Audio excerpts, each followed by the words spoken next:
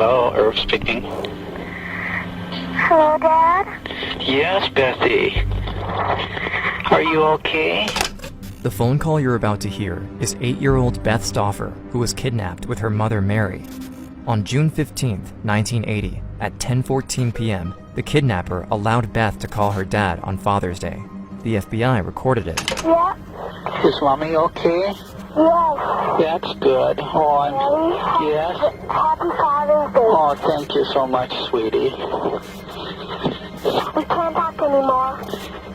When can you come home? I don't know. Can I talk? Can you okay, Dad? Can I talk to him?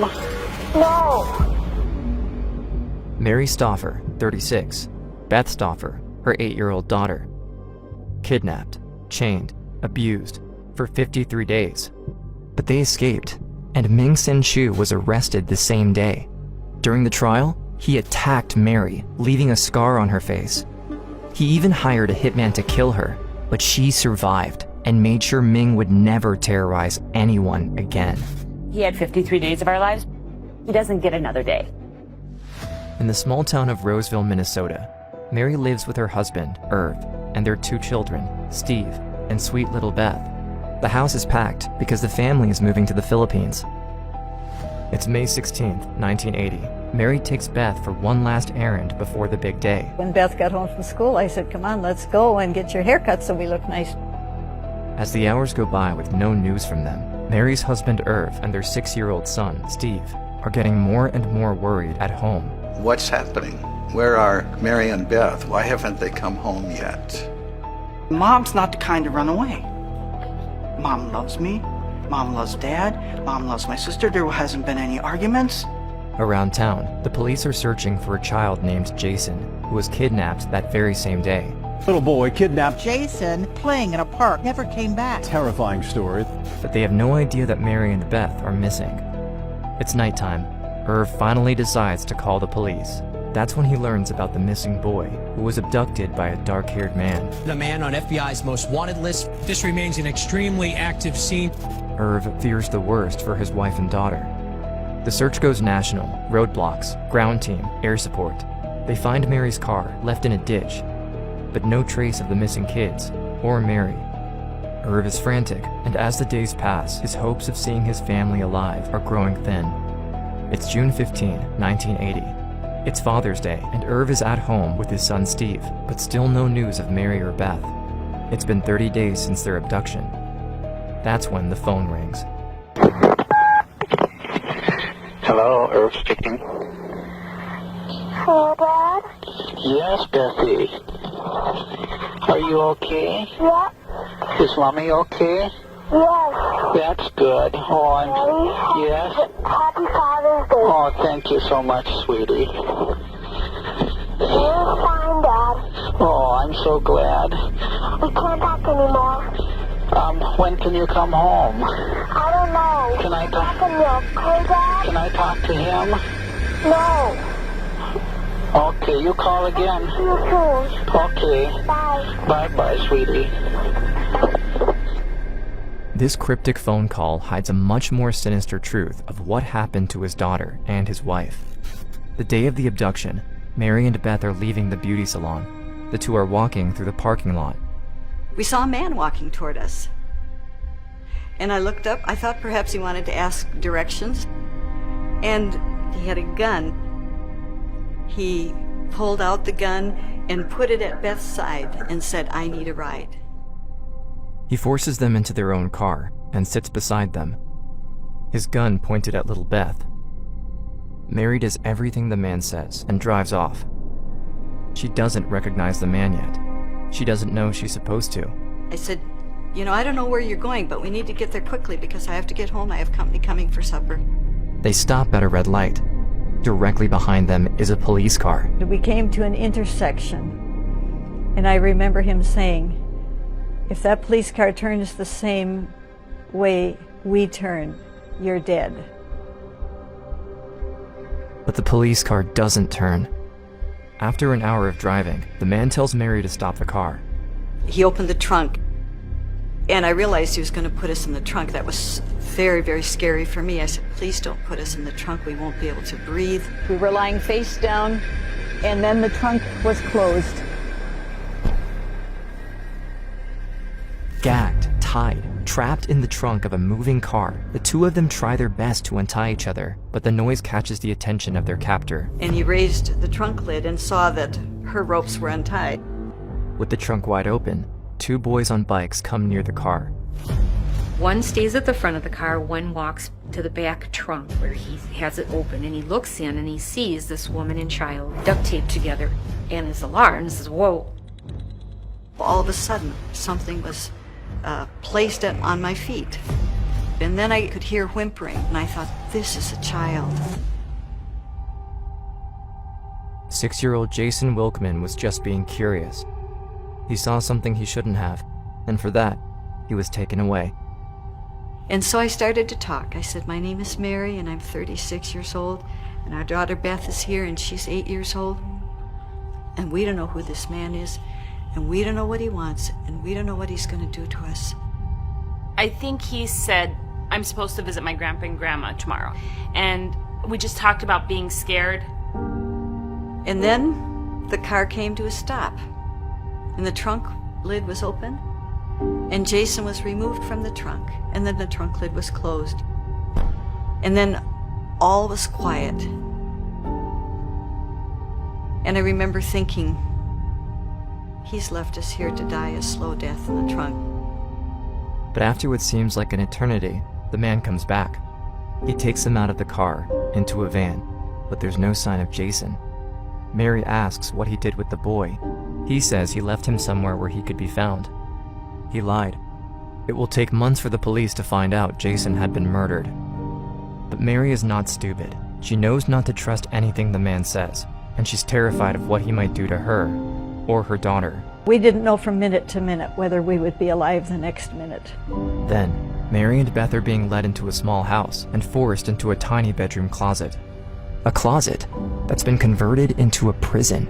There was a light bulb with a pull chain. There was a scatter rug on the floor and 2 small throw pillows. They took a screwdriver and removed the doorknob from the inside of the door, and we were locked into that closet. Our hands were still tied. We could not reach up and turn on the light. And so the only thing we could do is lie down on that floor. We just had to try to get some rest because we didn't know what the next day would bring. She knows right away this was not a random occurrence, that this was planned. And their terror, of course, escalated at that point. In the first week of their captivity, Mary is taken into the living room where the man ties her to a couch. He removes her blindfold. She sees that a camcorder is set up and she's being filmed. Then, she finally discovers what this is all about.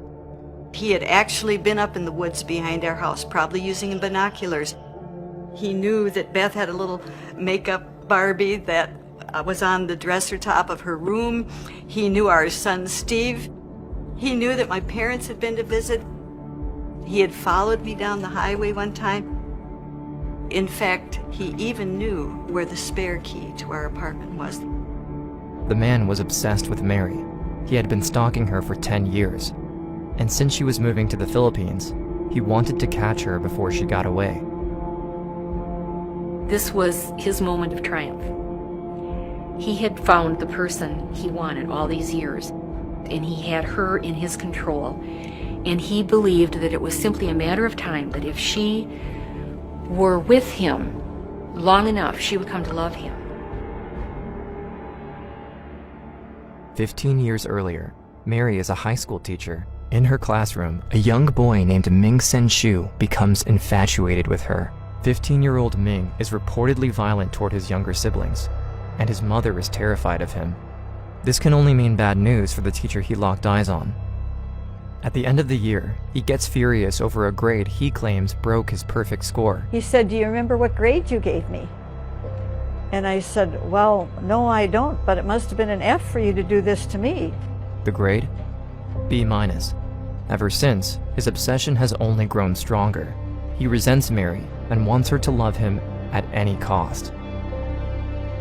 The video discussion lasts for hours, some weird tactic Ming is using to persuade Mary to fall in love with him. But even if it doesn't work, what he can't have, he just takes. I'm not saying it's right. I know it's not right. But that's the way I've chosen it. And no one knows. It's an evil thing. I could tell she was upset when she would come back and see me in the closet, but I didn't know why. He warns them multiple times that if they try anything, he would kill them. He hammered it into us. If I ran away, he'd kill her. If you did anything, he'd kill me. June 7th. Ming takes his fantasy of having a family life with Mary further and rents an RV for a trip to Chicago. He leaves Beth inside the RV, chained, while Mary and him go out in public, his gun keeping her in check. During that trip, both Mary and Beth make attempts to get rescued. Mary uses her traveler's check to pay, knowing it should alert the FBI of her transaction and whereabouts. The FBI never received the information. Beth, on the other hand, takes the risk of ripping the blinds off a window and peers outside just as teens are passing. For the first time, she has the courage to act, even though Ming has threatened to kill her mom if she tried anything.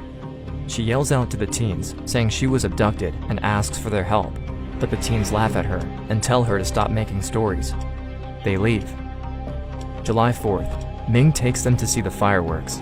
Before exiting the van, he warns them, like he's done many times before, that if they try anything, he would kill them and anyone else who's nearby. At that moment, a police car drives by and stops at the red light. Mary doesn't dare do anything. She says, quote, "I couldn't do a thing about it because he always had his gun and he always had Beth." But she memorizes the phone number written on the back of the police car in large numbers. When they get home later that night, she makes Beth memorize it too. July 6th. As they sit around the table, Ming has them playing out another fantasy, family game night. That's when he announces the worst news Mary ever heard. He's taking them far away to another home. Mary can feel the excitement in Ming's voice, but she's filled with despair. Quote, "It wasn't until that day that I despaired to the point that I said to Beth, he's never gonna let us go." There were times when I questioned my faith. Sometimes I'd be so discouraged day after day. No rescue, no nothing. But Beth was sensitive to that. One day she said, "Mom, do you think that God is going to send his angel to open the door for us like he did for Peter and the other guy?" And in my deep heart of hearts, I didn't think it was going to happen that way at all. But I don't want to destroy the faith of a child. And so I said, well, he certainly could do that, but he might choose a different way. Time is running out. Mary knows she has to risk it all. July 7th. While Ming is out, Mary and Beth are chained tightly to the door inside the closet. Mary's staring at the door hinges, thinking. She knows Ming can be back any second. She has no tools, just her fingernails to remove the hinge pin. She knows it's unlikely the pin will come off that easily, but she has to try.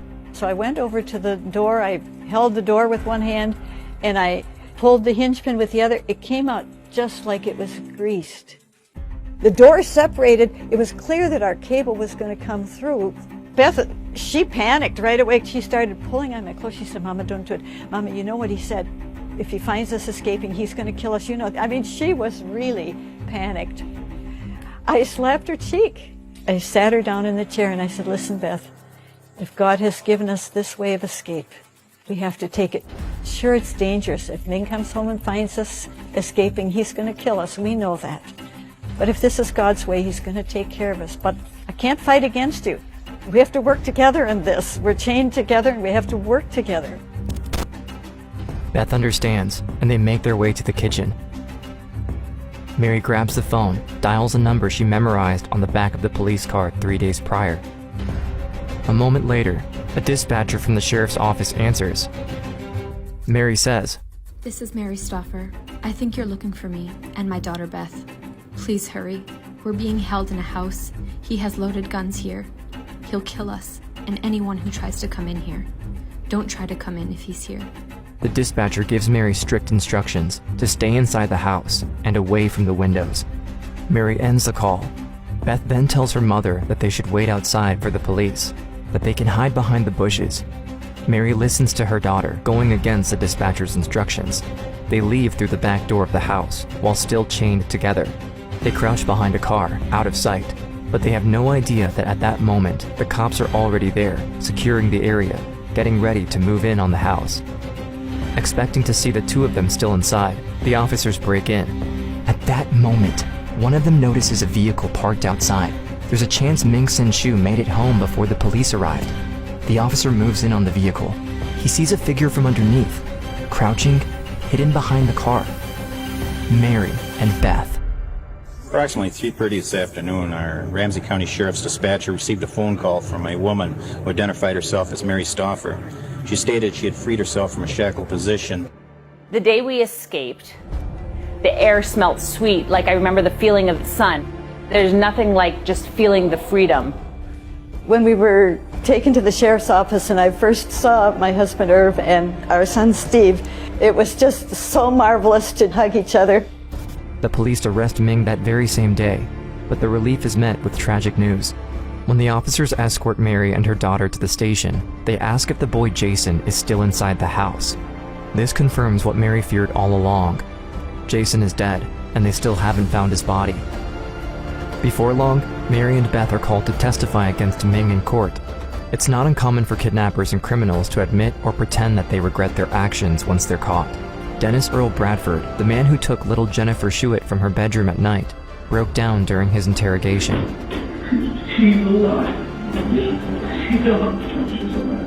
Bobby Joe Long confessed he didn't feel good about what he'd done to Lisa McVeigh or his other victims. And the worst thing is, I don't understand why. I don't understand why. But Ming Sen Shiue is not like most kidnappers. He said, even if I get put in prison for a very long time, when I get out, I'll go after you, and if you're dead, I'll go after your kids. While in prison, Ming hires one of the inmates and promises a sum of $50,000 if he kills Mary and Beth before the trial. But the inmate goes directly to the FBI and tells them everything. Ming is furious, but he knows he'll see Mary one last time during the trial. In 1980 and 1981, there were two trials. One was for the kidnapping of Beth and me, and the other was for the murder of Jason Wolfman. Our abductor jumped up from his place at the defense table. He grabbed me by the neck and held a knife in front of me and said, "Get back or I'll kill her." I was cut on my face. Yes, Betty. We can't talk anymore. He made a choice. He had 53 days of our lives. He doesn't get another day. On May 16th, 1980, Ming kidnapped the wrong women. Now, they're making sure Ming Sen Shiue will never harm anyone ever again. Our abductor was found guilty. The judge gave him a life sentence. Parole was denied. We were very satisfied that he would remain incarcerated. Even after everything Ming has done to her and Beth, Mary survived and helped her daughter get back to the life she deserved. Beth is now married, has children of her own. As for Mary, she did go to the Philippines with her family. With time, the scars of her kidnapping made her strong and resilient. She just recently became a great-grandmother. No matter what has happened, no matter what anybody has done to you, that isn't the thing that defines you. There is healing, there is love, and you can even leave the resentment behind and just go on with your life. It's been 40 years since their escape, and even after all this time, they still share their story, in the hopes that it will help others overcome their own trauma. Mary and Beth are living proof that after tragedy, no matter how dark things seem to get, there is a life worth living.